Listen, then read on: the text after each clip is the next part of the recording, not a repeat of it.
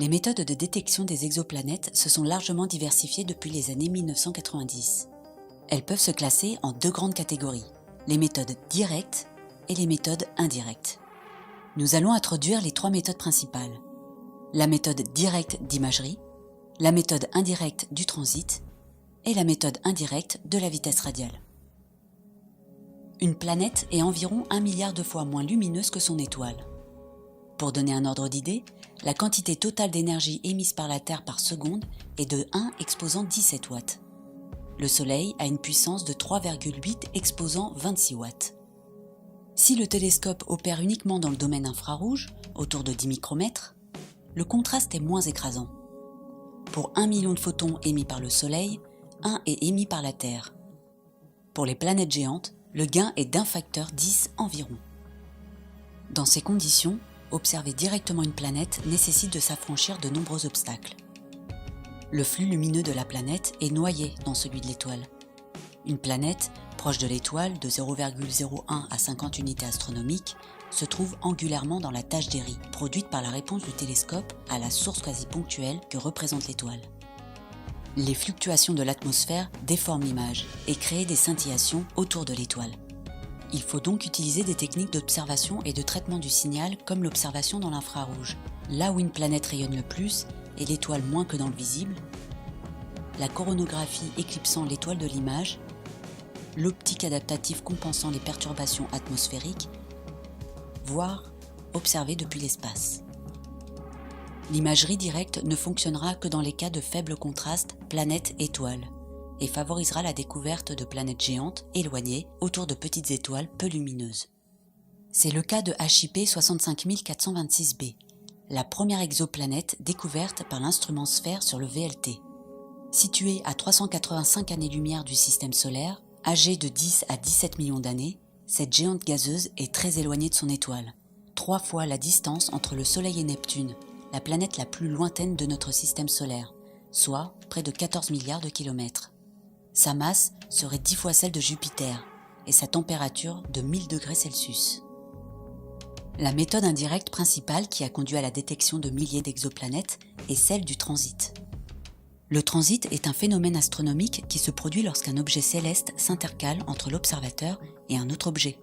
La mesure photométrique d'une étoile, mesure au cours du temps du flux lumineux de l'étoile et de sa variation temporelle, renseigne sur la présence d'une planète en transit. Les transits planétaires sont toutefois des événements rares. Ils requièrent un bon alignement entre l'étoile, la planète et l'observateur. Il existe une planète en transit pour 1300 étoiles de type naine rouge ou solaire. Ainsi, il est nécessaire d'observer plusieurs milliers d'étoiles pour obtenir une détection positive. Les relevés de transit sont donc principalement conduits avec des télescopes à grand champ de vue, livrant des courbes de lumière susceptibles de contenir des transits.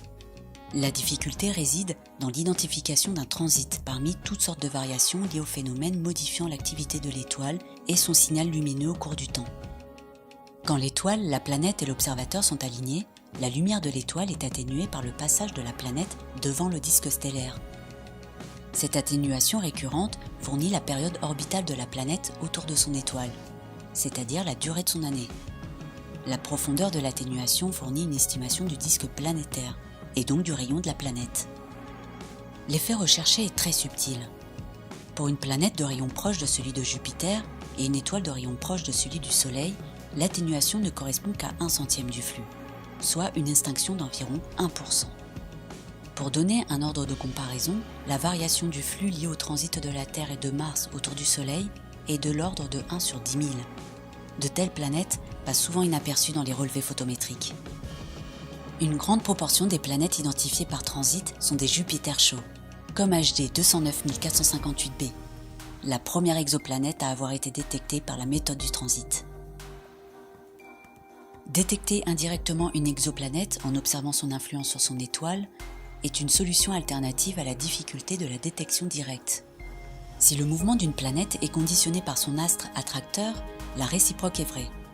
L'étoile est attirée par sa planète, et cette attraction, même si elle est très faible, génère un mouvement de l'étoile. L'étoile et la planète orbitent toutes les deux autour du centre de gravité du système. Le mouvement de l'étoile induit une oscillation en longueur d'onde de son spectre lumineux pour l'observateur, dont la mesure permet de construire une courbe de vitesse radiale, c'est-à-dire la composante de sa vitesse le long de la ligne de visée du télescope ou de l'observateur. Le spectre lumineux d'une étoile, allant de bleu au rouge, contient des raies d'absorption, des barres noires, à des longueurs d'onde ou fréquences précises, correspondant à l'absorption du rayonnement de l'étoile par des éléments chimiques, des atomes essentiellement. Chaque étoile possède ainsi un code-barre lumineux qui la caractérise. Les raies du spectre lumineux se décalent en longueur d'onde au cours du temps, suivant que l'étoile s'éloigne ou se rapproche de l'observateur, ici le télescope. Lorsque l'étoile se rapproche de nous, son spectre se décale vers les hautes fréquences ou basses longueurs d'onde. Cela signifie que l'étoile devient plus bleue.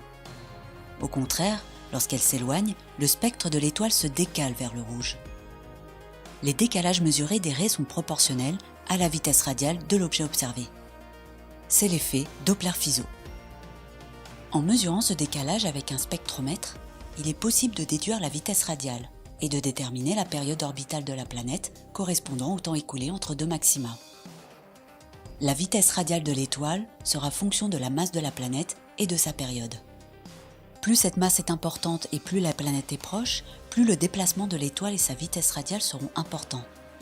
Autour de 10 mètres secondes pour une exoplanète de type Jupiter et autour de 10 cm secondes pour une exoplanète de type terrestre.